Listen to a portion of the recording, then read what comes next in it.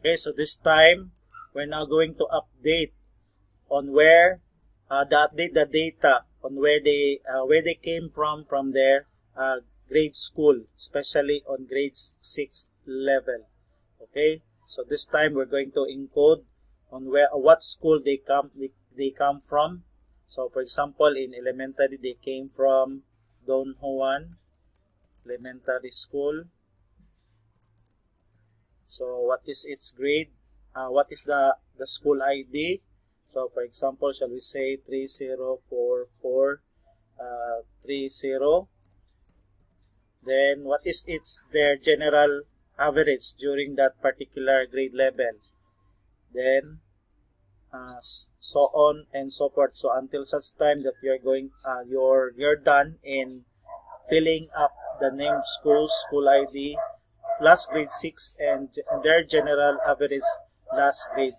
Okay, so I am now done in updating their elementary school, their school ID last grade 6 and their general average. So this time around, so I am now going to update their address on where they came from on their elementary school, their PPET rating, the ALS rating, date of exam, and address of testing center.